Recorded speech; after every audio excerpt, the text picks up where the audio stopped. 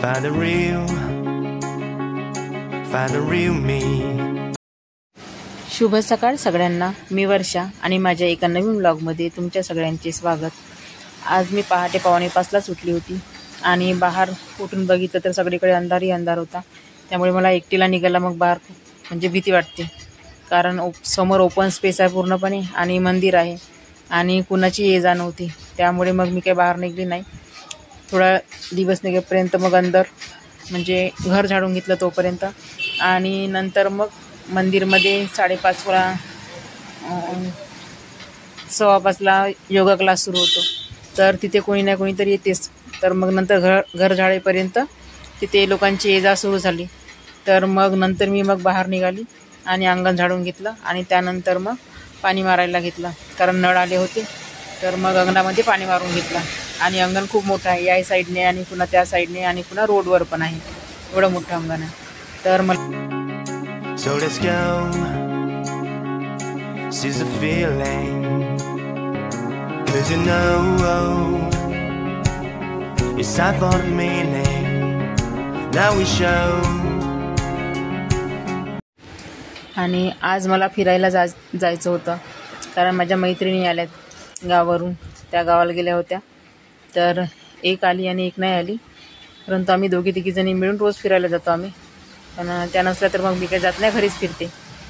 तर म्हटलं आज जाऊ फिरायला. तर म्हणून मग मी आता तिकडलं पाणी मारून झालं तर इकडलं राहिलं होतं, कुंड्यांना पाणी घालून घेतलं आणि या साईडचं पूर्ण पाणी मारून घेतलं आणि त्यानंतर मग रोडवर पाणी मारणार.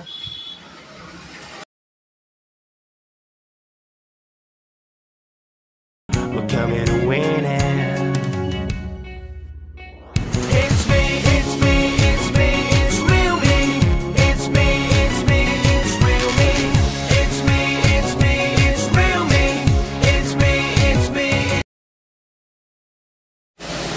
एवढं अंगण झाडून पाणी मारेपर्यंत बरोबर मला अर्ध्या तासापेक्षा जास्त लागतो वेळ.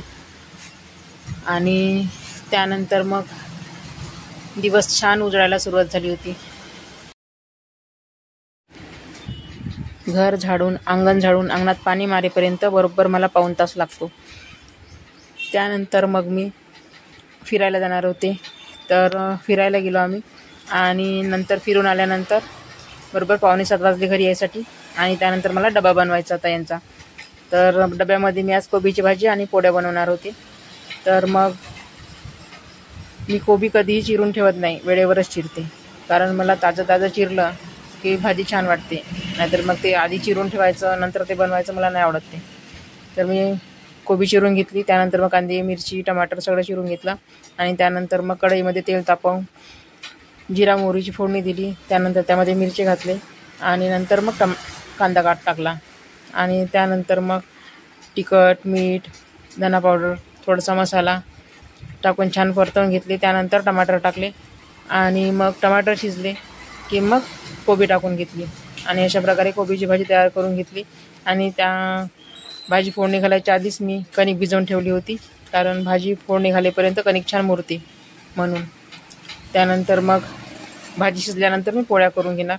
त्याआधी पहिले यांना हे काढा चहा पितात, परंतु मला आज आठवण नाही राहिली तर मी डायरेक्ट दुधाचा चहा मांडून दिला आज मी. आणि नंतर मग यांच्यासाठी काढा चहा मांडला. पहिले यांच्यासाठी पाणी गरम मांडलं आंघोळीसाठी.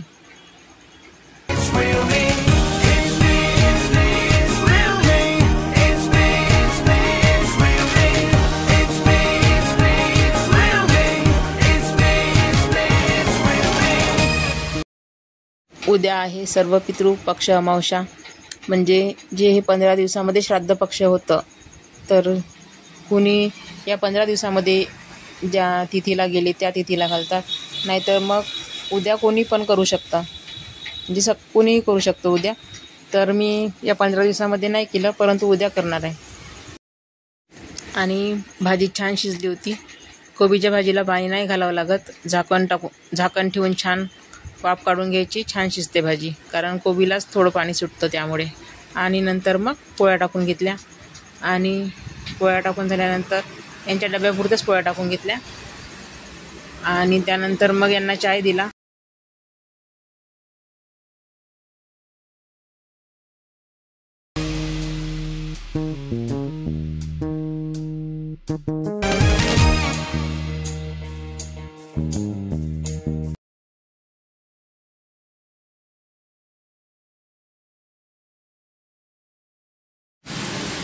किचनमध्ये ना एवढा सुंदर प्रकाश येतो सकाळचा, सूर्यकिरण खूप सुंदर येतो.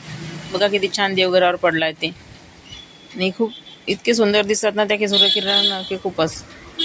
आणि नंतर मग चाय घेणार आहे आता मी.